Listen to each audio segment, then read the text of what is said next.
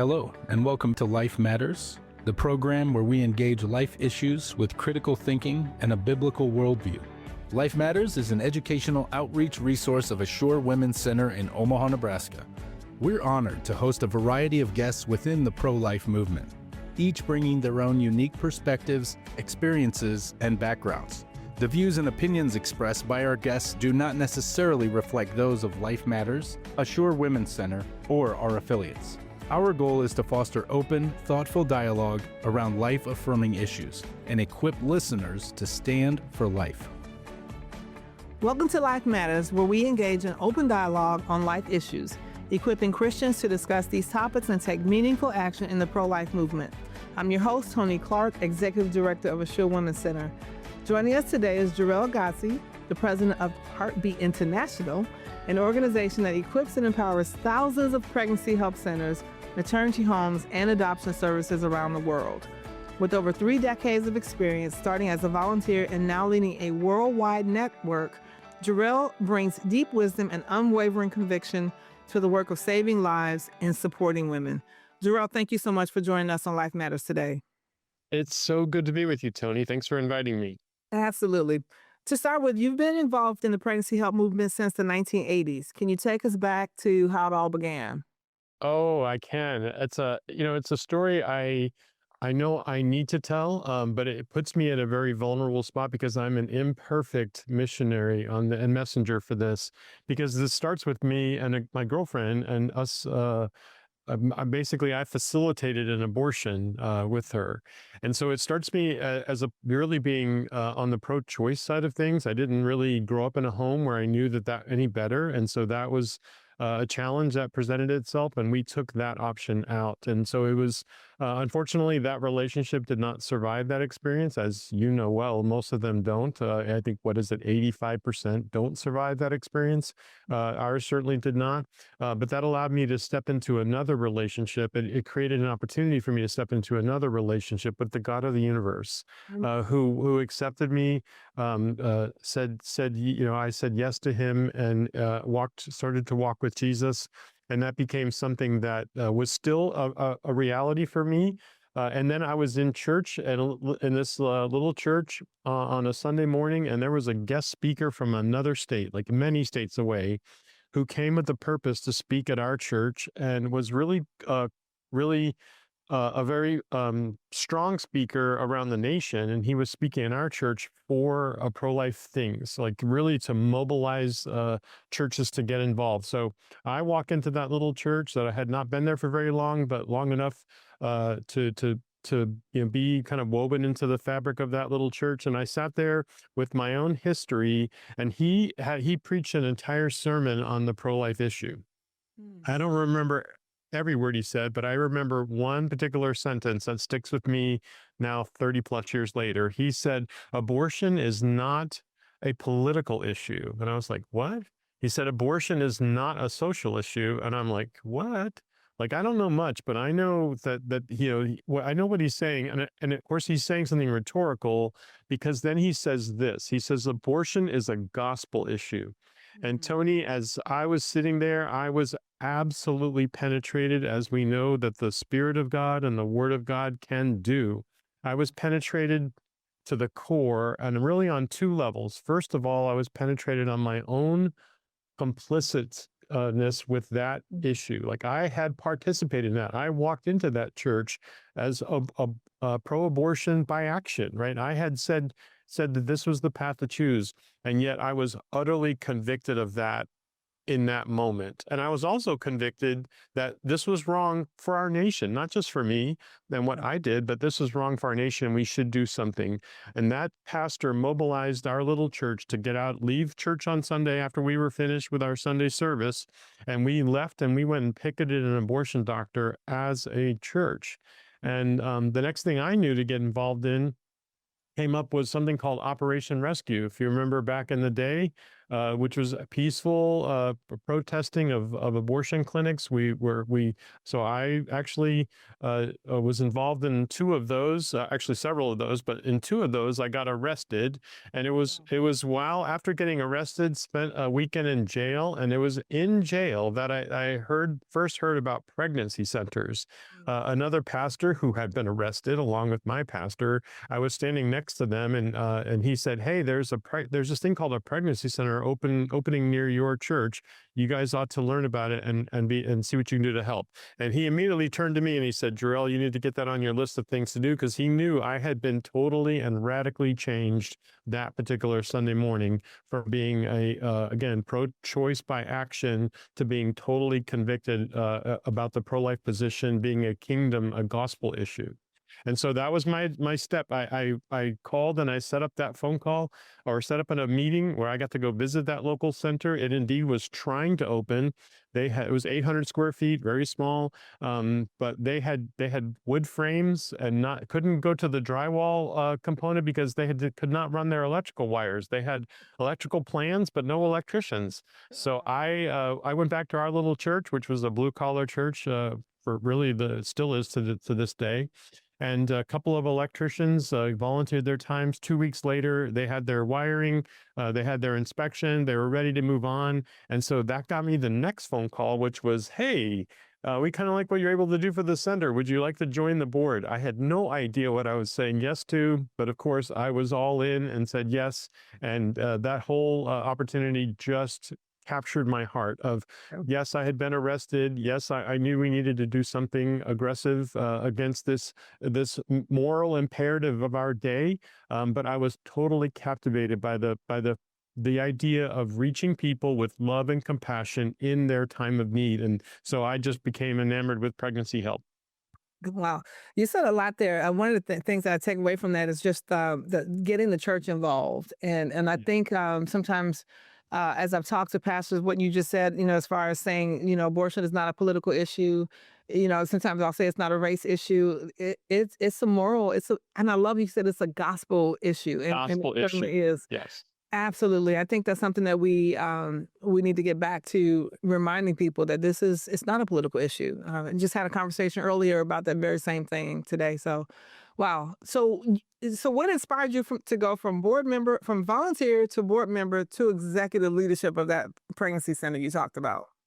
Well, my volunteering, other than just helping out a little bit, making connections, was as a board member, and we began as a board. So I was a board member for a number of years, about 5 years. I actually moved through the ranks, and fun story about that is, as a board member, we were required to go to the training, the counselor training, which I frankly was just totally not interested in. I'm sorry to say, I dragged my feet. I'm like, I'm a guy, like, why do I have to do this? But they really wanted every board member to have a real full understanding of what the messaging was, what the call was, and even to have a sense of how it could be done. And so I actually went to that volunteer training and counselor training, and I was had the privilege of sitting behind someone who we got paired off in a communications illustration, one of those things where you a couple of different times, and a year later she and I went on our first date, and a year after that we were married.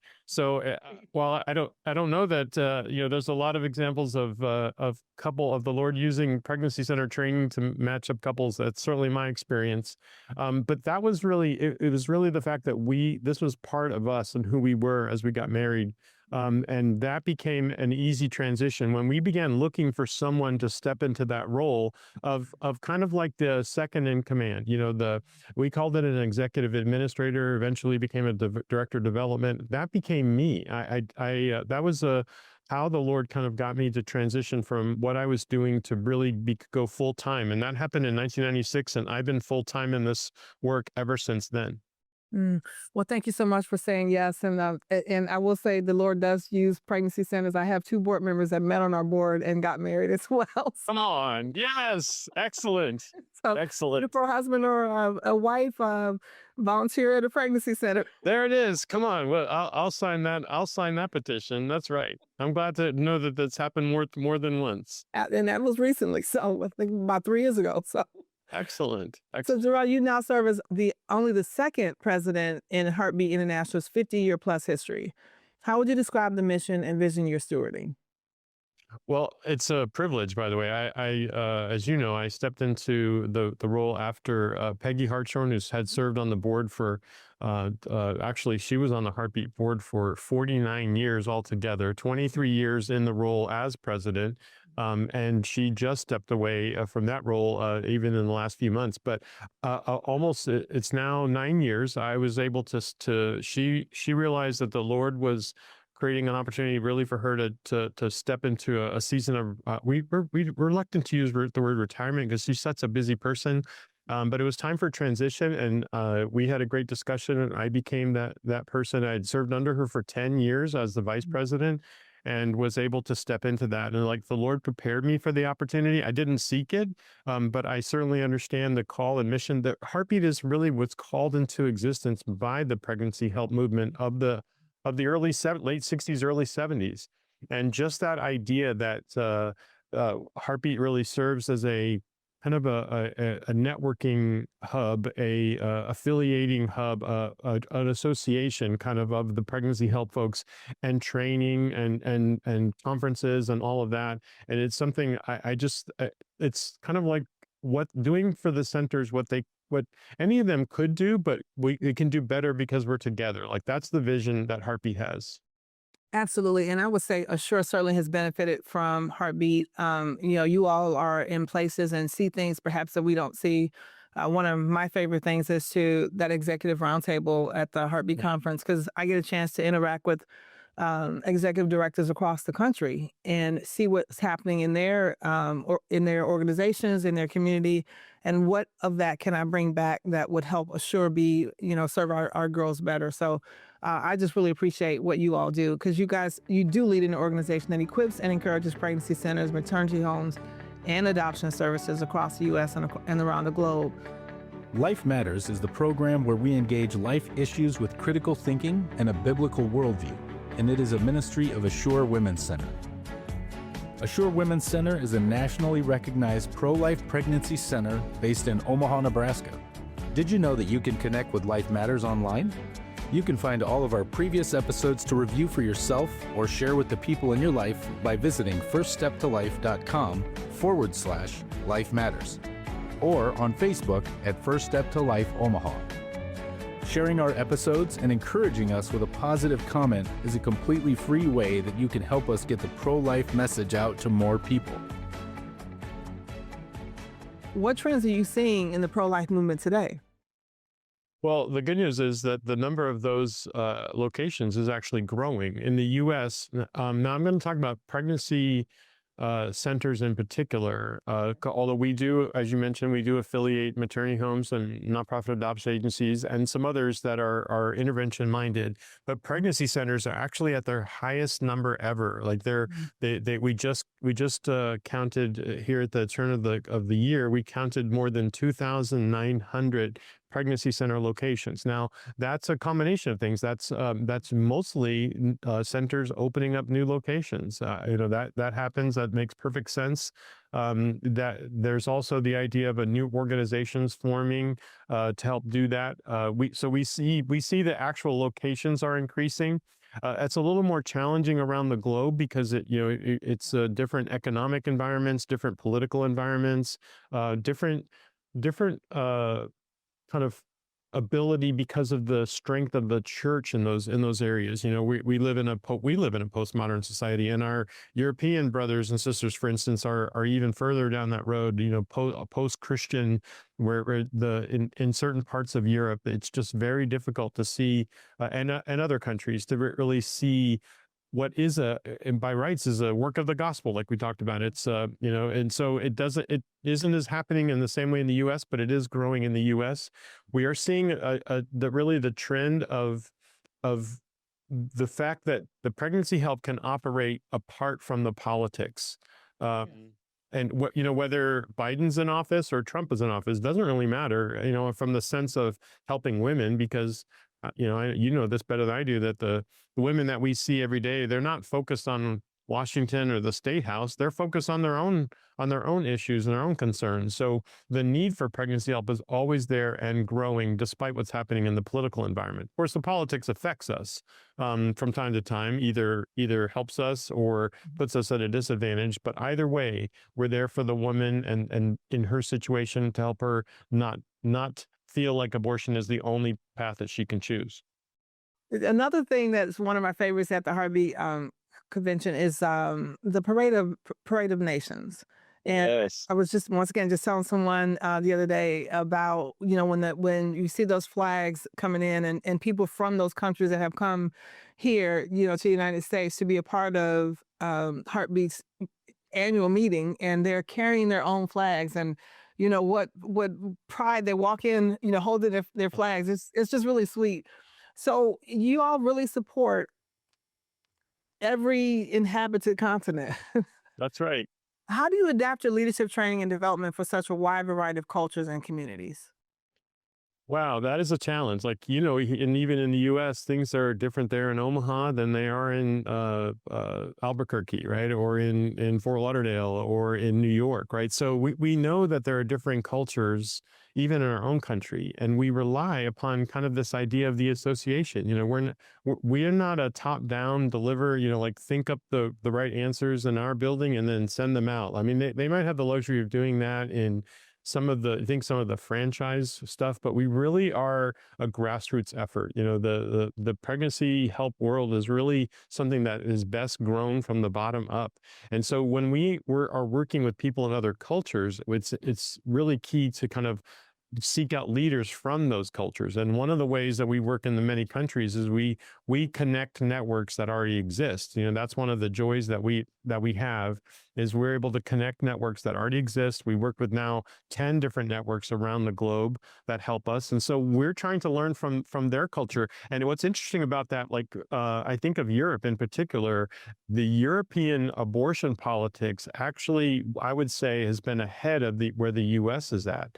Dobbs kind of unleashed us. Dobbs actually made us more Europe-like in a sense. That some of the craziness that we're seeing in our own states, they already are at in the US or in Europe. And so in some ways, it's important for us to listen, keep our ears open, understand what's happening with the politics of abortion in some of these other nations, because they could represent a path that we are on, that we may be headed towards. So it's always trying to kind of let the reality of what they're doing inform Heartbeat so that we can inform others and inform ourselves. But it's also the idea that this is ultimately, the power of pregnancy help is ultimately centered in the Word of God.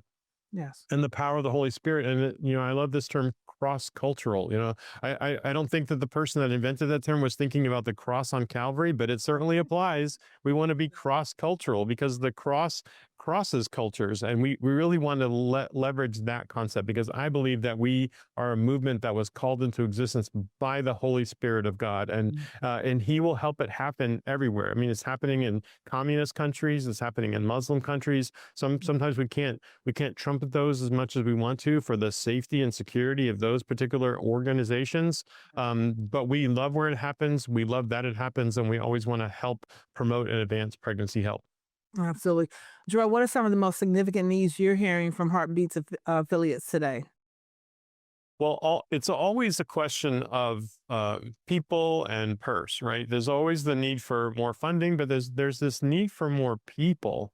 I believe that there's a new season of opportunity, and we've been discussing this sometime at our conferences. The idea that we have to be very careful. The pregnancy help is a work that is of the church and with the church. It's not the church, but it's also not separate from the church. We really, the people that are as Peggy likes to say, the foot soldiers in pregnancy help are the church. They're from many local churches, probably just like your center. It's not any one church, it's from many churches.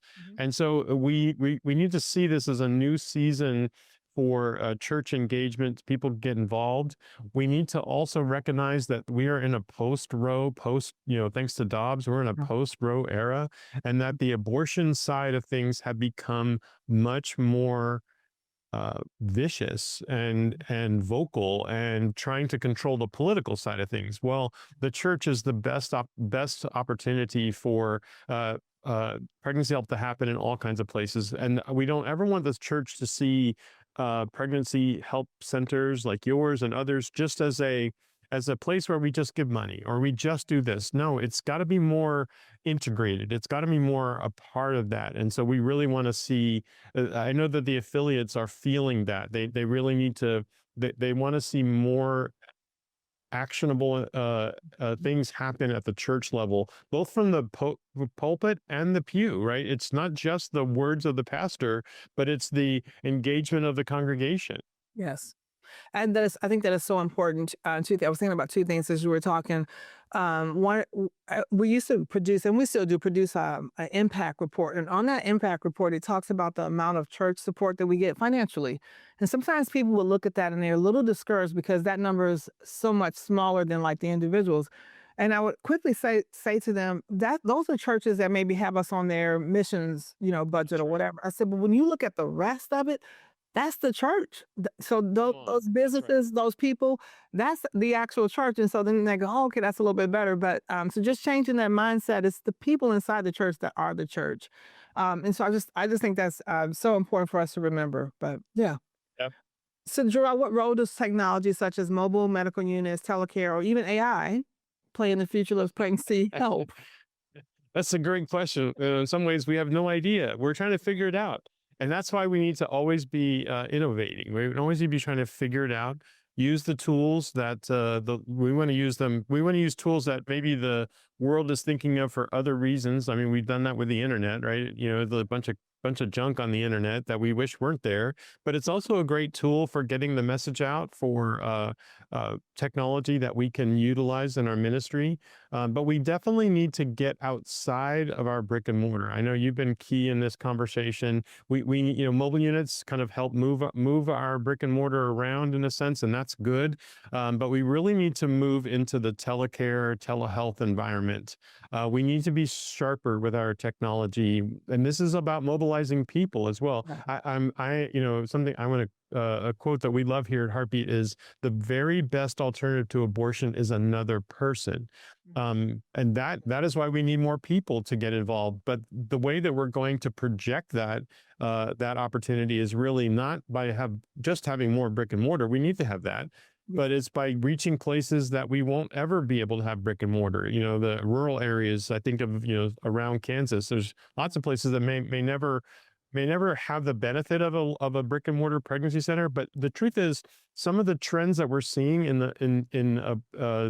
as far as the abortion pill is concerned, in particular, is the around the clock availability. It used to be that she had to make an appointment at the abortion clinic and go when they were open, and we've kind of followed that pattern. But since the chemical abortion has come on the scene, that's become a much bigger service opportunity, much bigger sales opportunity for the abortion industry. And so they're selling it around the clock. They're reducing, they're reducing the common sense protections for women. They're making it much more available. We're hearing more and more stories about women sitting with it in the evening. We know that that's the case. So we have to grow our ability, and technology is one of the ways we do that by telecare, telehealth. I don't know about you, but I think telehealth has been great. I was slow to adapt to the concept, but I've been so excited to be able to call and talk to a doctor, while I'm at home, not feeling well. I didn't have to get in the car and drive. That was great. And so we need to make sure that we're doing that, and we're kind of following the path that the abortion industry is creating, and being able to reach people, not just where we are, but when they're ready to talk. Yeah, absolutely. One of the things that sure that we always talk about is being relevant. And I think technology helps us to do that. We actually just recently have a new position. It's called research and development. I have a director of research and research and innovation. That's how new it is. I can't remember what it is. Research and innovation, because we realize there are some areas that we need to tap into so that we can remain relevant with these girls. Whether it's AI, how do we use AI to reach her in that little bit of time that we have before she orders the abortion pill? how do we remain relevant so that we can grab her before she even makes that decision? How do we use our mobile unit to reach those girls, like you said, that are in those rural areas that they can't get to Omaha? So technology is certainly our friend, and we're going to try our best to figure out how to use it to our benefit. We have to, and kudos to you to thinking of really empowering someone to where that's their focus is research and innovation. Because truthfully, like we like to think that we want to operate with best practices, but best practices are always those that were best yesterday. And we need to have innovation for what's going to be best tomorrow, and we don't know what's best tomorrow. You know this, like. Think about how our world has changed with cell phones or smartphones, I should say, and the internet, and now all of the AI that's coming on. It's like things are changing, and speed of change is so key. We need to be very intentional about it. I certainly applaud you guys for appointing that position and empowering that. So when we hear the term quite often, we're better together. What does that mean to you in the context of this growing global network? I love this phrase, better together. It's so multidimensional because we're better together across denominations, across the church. Our churches may look different that we meet in on Sundays, but the church is really what really powers the pro-life and certainly the pregnancy help movement by and large. And that needs to be the case. So this idea better together, we need the newer generations to involve. We need all of the races involved. We need all of the ethnicities involved, because the problem is not race specific. I mean, actually, it's weighted towards the minorities for sure, which is a crime in my mind. But it's something that but the answer needs to be also a diverse answer. We need to have people from across the ethnicities to be part of this as a solution. So when I say better together, it's really the fact that we are working together. There's more of us doing more, reaching more. Please join us next week for part 2 of our interview with Jor-El Godsey. Life Matters is an educational outreach resource of Assure Women's Center in Omaha, Nebraska. To learn more about the ministry of Assure, visit firststeptolife.com. That's firststeptolife.com. There you can learn about the many services we provide, including how we come alongside abortion-minded mothers and empower women to choose life for her and her baby, as well as find our most current broadcasts and all of our past episodes. You can also find information on our website about how you can partner with us in the life-saving work of Assure. Again, thank you so much for listening to Life Matters.